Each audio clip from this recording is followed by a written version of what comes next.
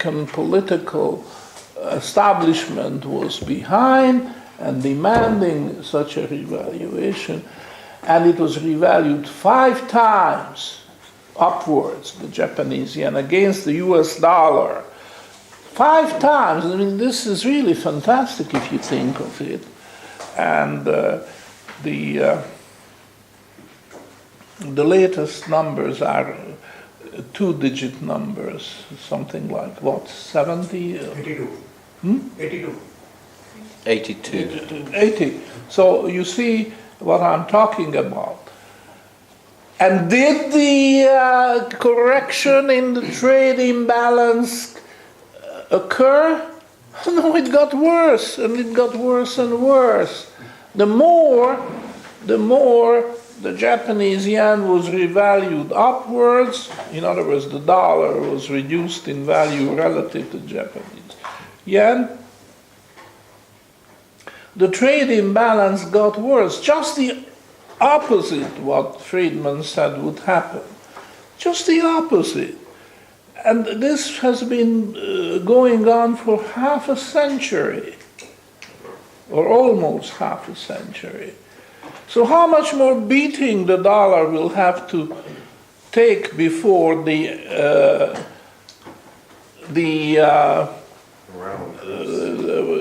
mechanism, Friedman's balancing mechanism will kick in?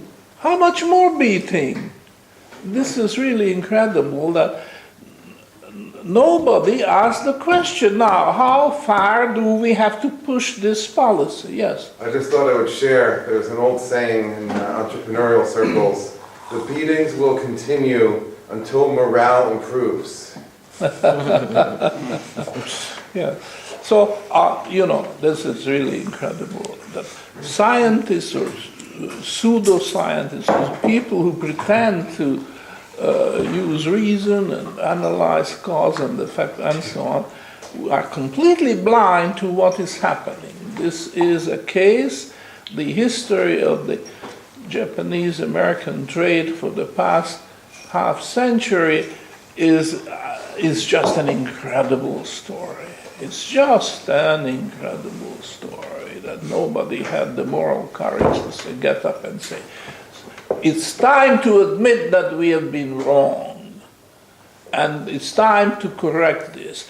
The American industry, the American economy was strong as long as the dollar was strong, and then we bought into that stupid, idiotic, and rotten theory that the weaker a currency is, the better it is for trade purposes, And as a result, the American industry was dismantled, most of it, with the exception of the war industry and maybe the airline industry, but even that is questionable. Or take the car industry or the television or production of VCRs and other computers included. The American industry and its strength just disappeared, you see, as a result. And now the country is exposed, and it's also humiliated. Not just it has become weak, but it's exposed to endless humiliation. And all because of a foolish theory which was not examined at the time it was announced. And of course, you see that this is again a cover-up from the gold, because under the gold standard, there's no question about floating. It was natural.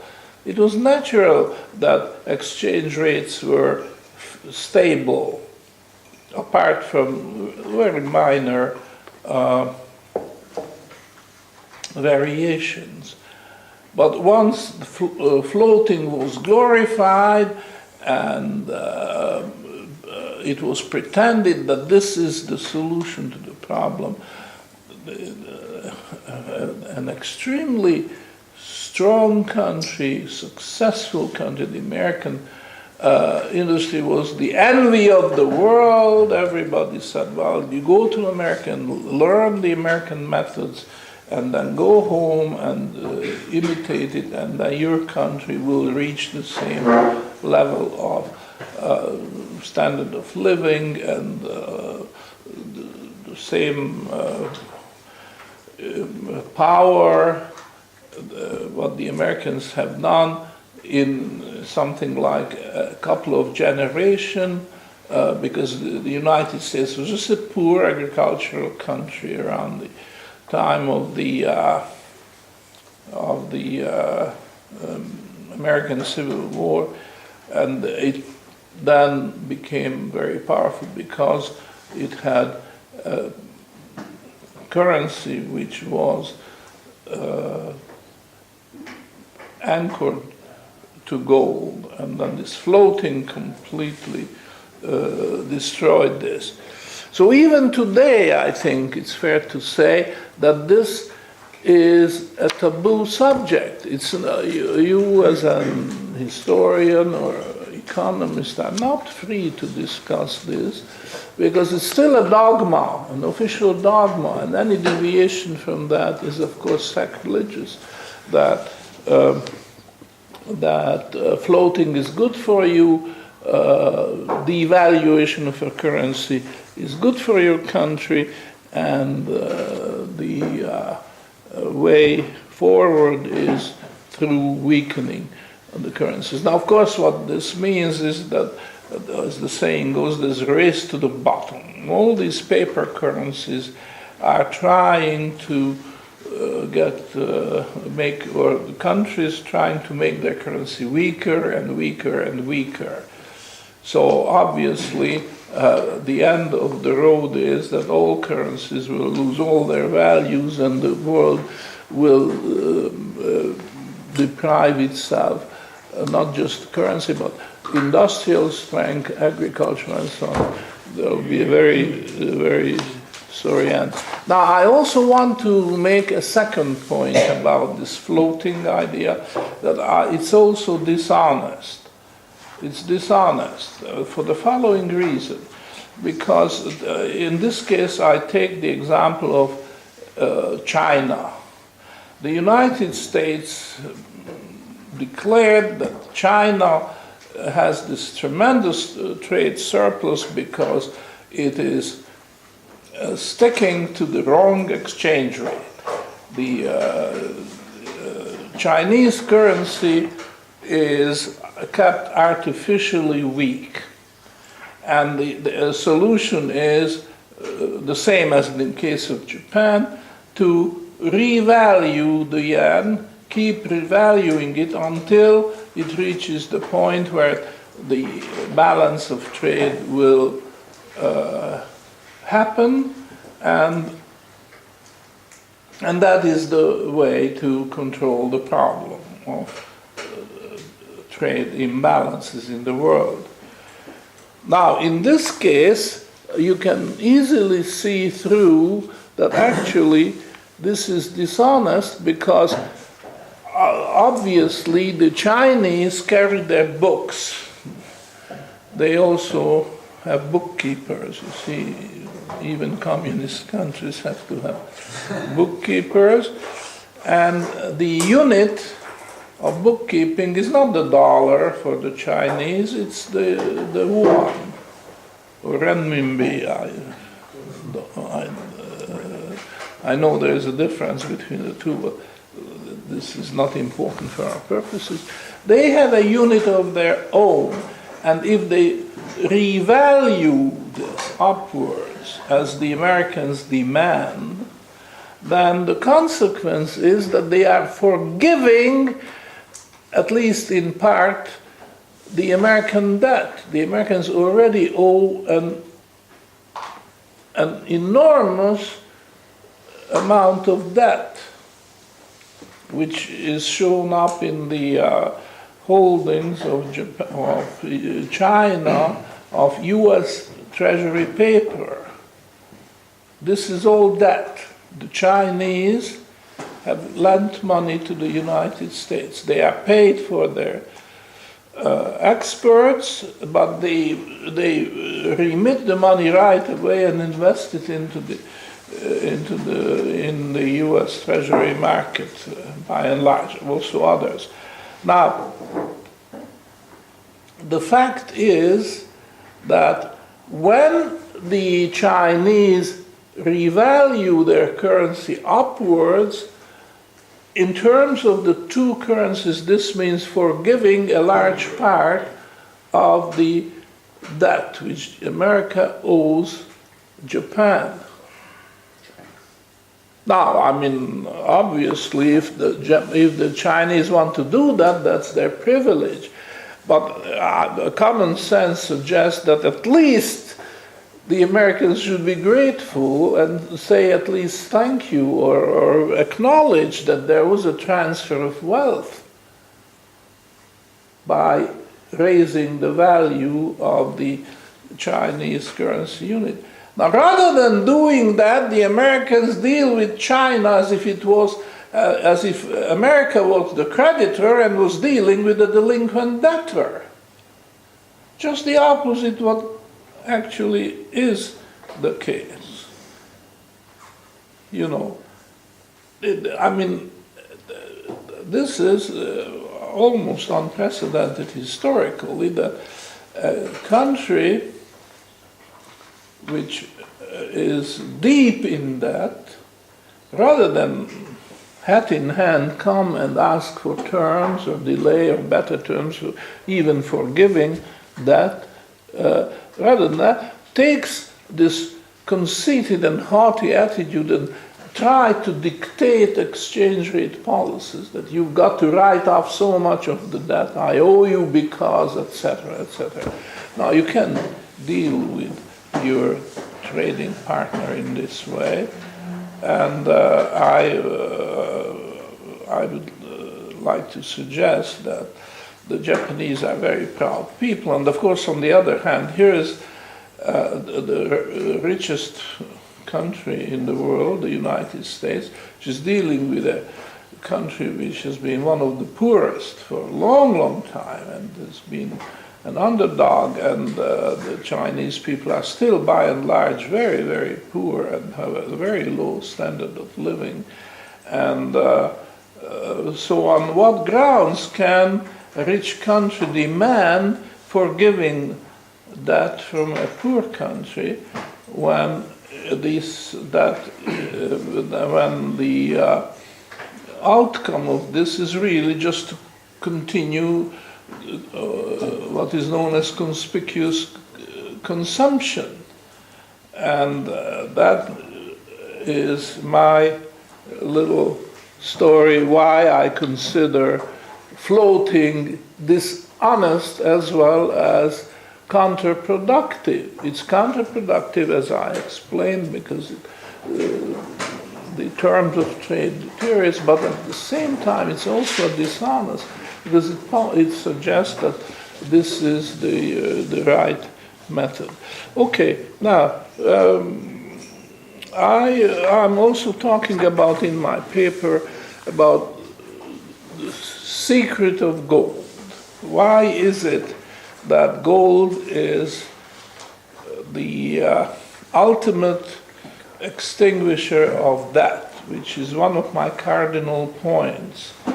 And I keep coming back to this. I'm trying to convince you and everybody else who cares to listen that gold is indispensable in the monetary system, because this is the rampart against the flood of debt that would just inundate the world, and all countries would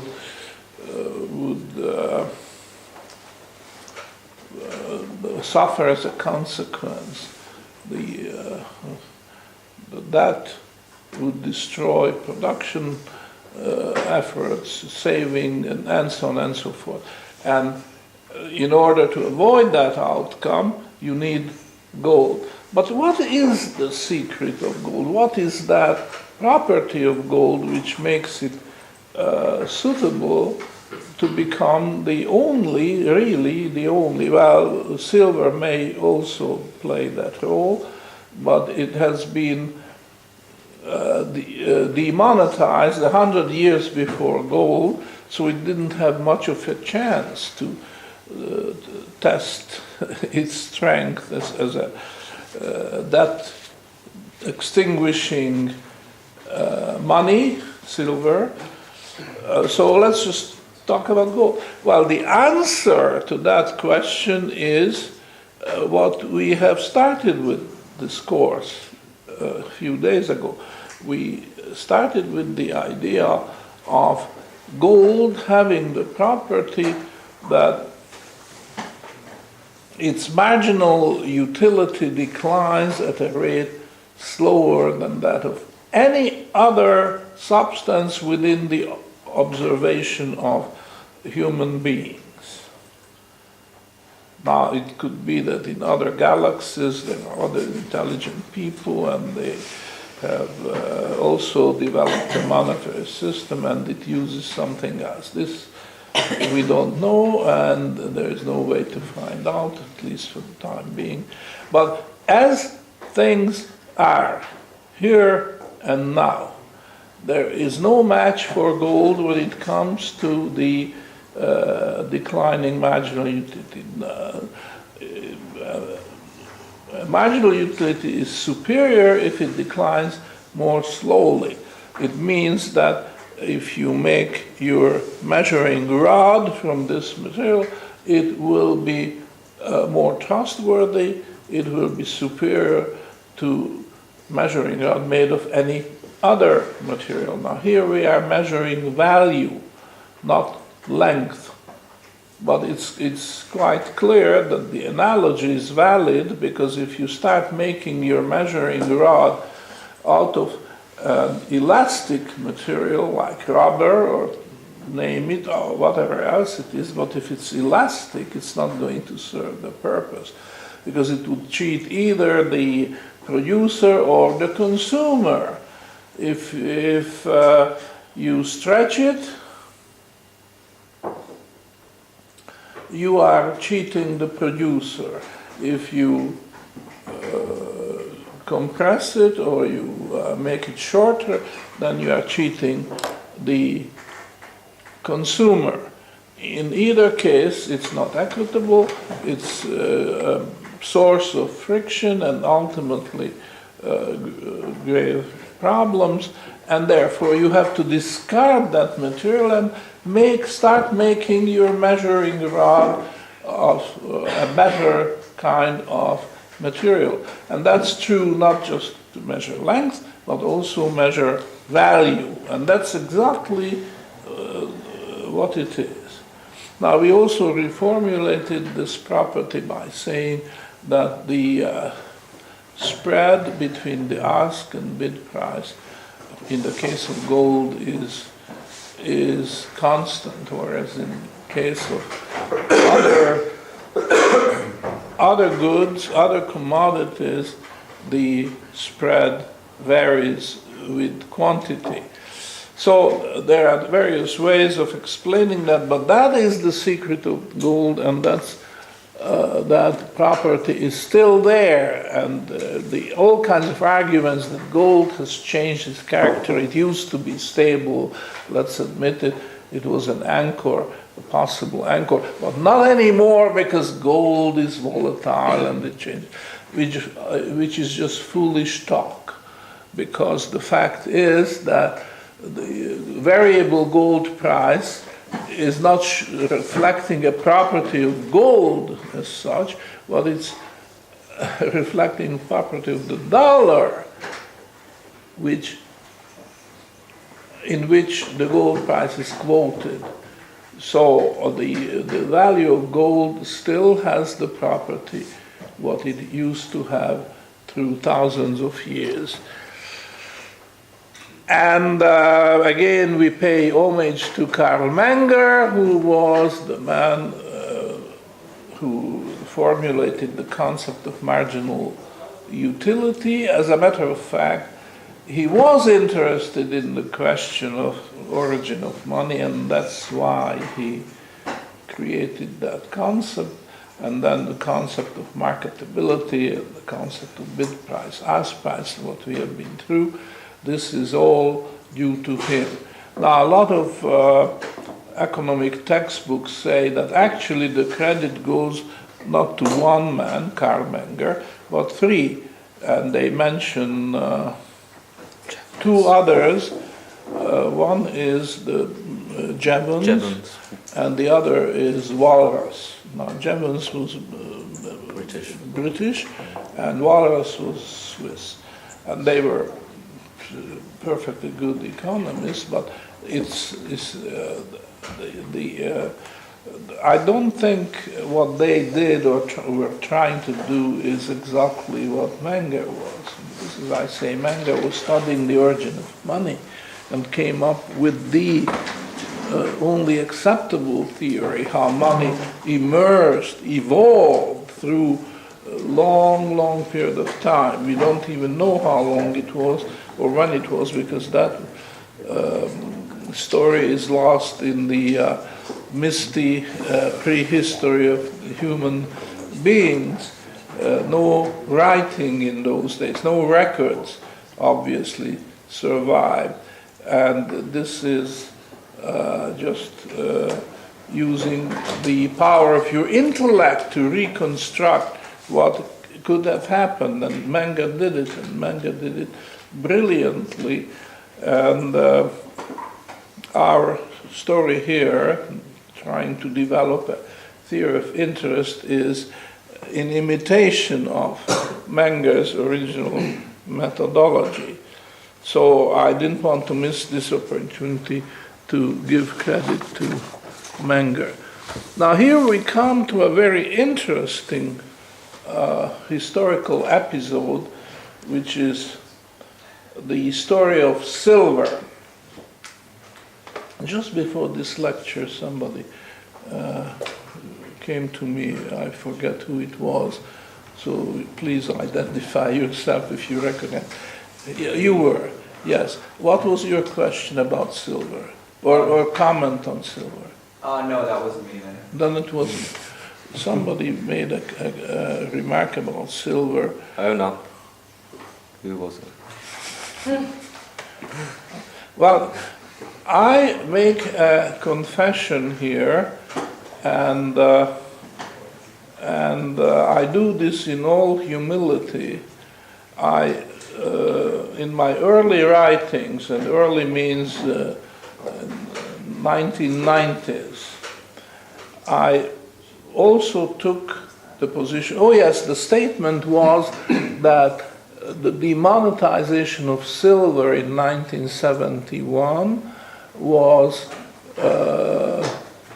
due to the market. The market demonetized silver. Who was it who made that? Oh, Peter. I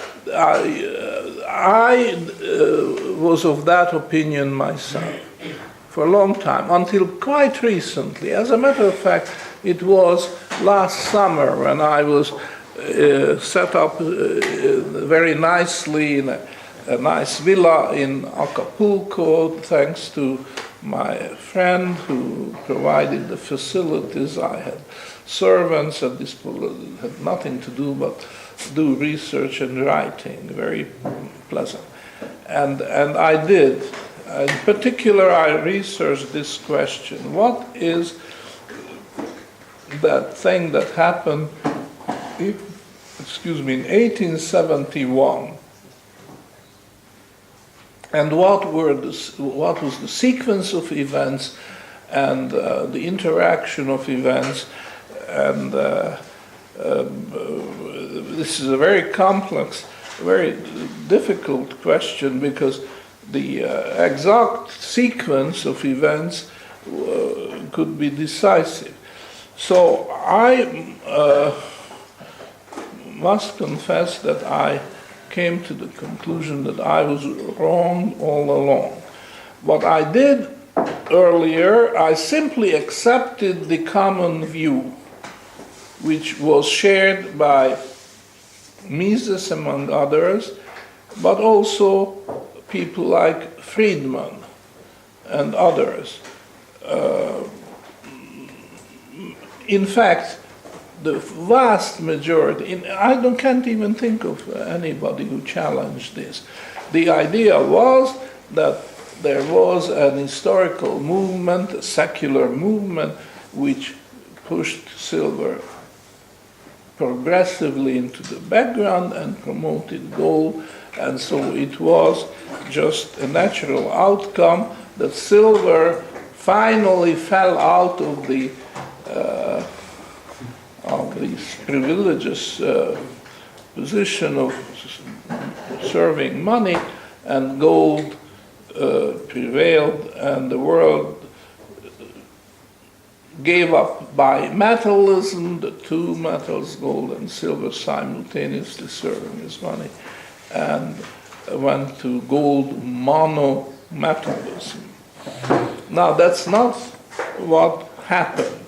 And as a result of this research, and I'm going to publish this where you can read it, but I just give you a little foretaste of what I found, was that the circumstantial evidence is there that there was a conspiracy. And the conspiracy was between two countries. And one country, the one which took the initiative, was Germany. And the other country was, which followed suit, was the United States. And there is circumstantial evidence that this was not an accident, that they both did the same. Germany demonetized silver first, and the United States demonetized silver a year or two later. What actually happened was that there was not even a Germany a few years earlier, because Germany was born as a result of the Franco-Prussian War, which broke out in 1870 and lasted a little over a year, and Paris was occupied, in particular the Palace of Versailles was occupied, and of all places the German Reich was declared or announced. The establishment of the German Reich under Prussian leadership was announced in the Palace of Versailles. There was German victory, there was war reparation payments, and the Germans insisted on gold payments, an enormous sum of, forget how many milliards of gold francs. Billions, I can't remember. Yeah, but that's not the point, but a huge sum by those times, even by today's standard in terms of gold. Okay, and the new Germany, the German Reich, empire, wanted gold currency. And they got it through the indemnity, and also they announced their intention of melting down the current coins in the various German states or principalities or dukedoms or what have you, which united under the Prussian leadership as part of the empire, and collect all these silver coins, melt them down, and sell the silver in the world market. So this was like an invitation to speculators that, look, if you sell silver before Germany does, then you can make a nice profit, because the price of silver is bound to fall. Now, in the United States, okay, so you can say Germany was a parvenu country at that time, a newly established empire, a latecomer to the club of empires, British, French, and others. And the first thing they did was to announce the demonetization of silver. The United States was another partner country, thanks, and also it was victorious in the battlefield because we refer to the American Civil War, where the northern states were victorious over the southern states. So they also had their war in them. It wasn't called that, but obviously the northern states benefited financially as a result of their